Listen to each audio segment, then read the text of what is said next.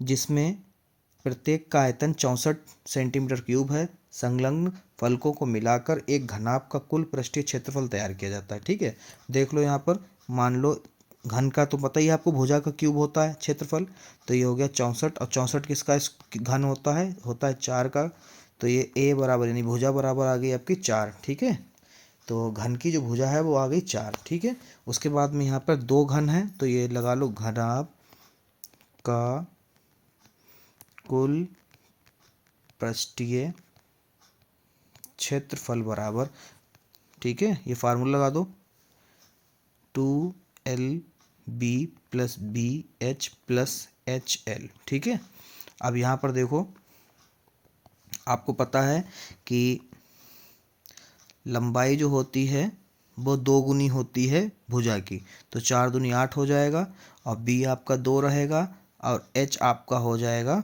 वो भी 2 रहेगा। सॉरी, 2 क्यों रहेगा, यहाँ पे 4 आई ना भुजा, तो 4 4 रहेगा, कितना रहेगा 4 4।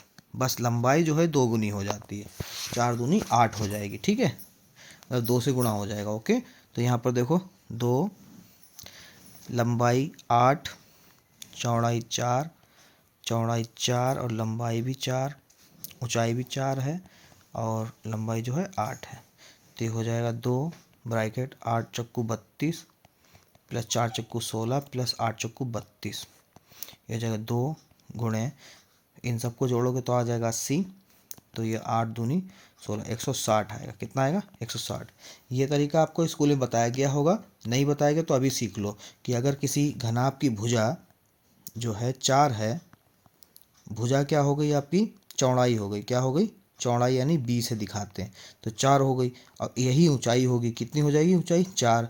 फिर और होती तो ये आपकी जो है लेंथ भी इतनी होती 4, मगर ये 2 है ना, 2 घनाभ हैं, तो 2 घनाभ में क्या होता है ऐसे करके रखा जाएगा। ठीक है, ऐसे करके, तो ये 4 और 2 से होगी 4 की गुणा, तो 2 दूनी 4 दूनी 8 हो जाएगा, इसलिए 8 रखा गया। ठीक है, क्वेश्चन नंबर 63। क्वेश्चन नंबर 63 क्या है बच्चों, सिद्ध करो कि किसी बाह्य बिंदु से वृत्त पर खींची गई 2 स्पर्श रेखाओं की लंबाइयां बराबर होती हैं। ठीक है, सबसे पहले तो हम वृत्त बना लें।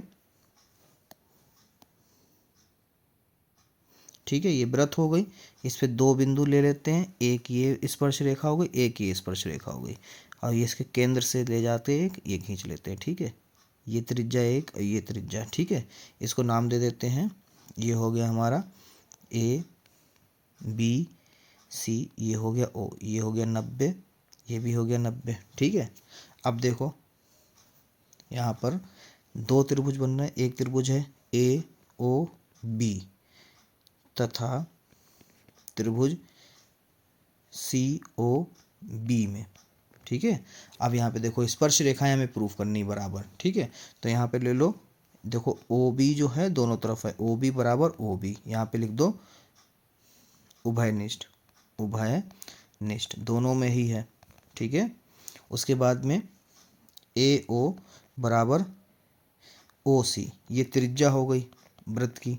ठीक है, तो ये बराबर है, और एंगल A बराबर एंगल C, प्रत्येक 90, दोनों ही 90 हैं, प्रत्येक 90। ठीक है, तो यहाँ पर जो है आपकी लग गई है त्रिभुज AOB कॉन्ग्रेंस है त्रिभुज COB के बाई साइड एंगल साइड से। ठीक है, अब ये साइड एंगल साइड से जब बराबर हो गए तो इसकी भुजाएं भी बराबर हो गई, AB बराबर BC बाई CP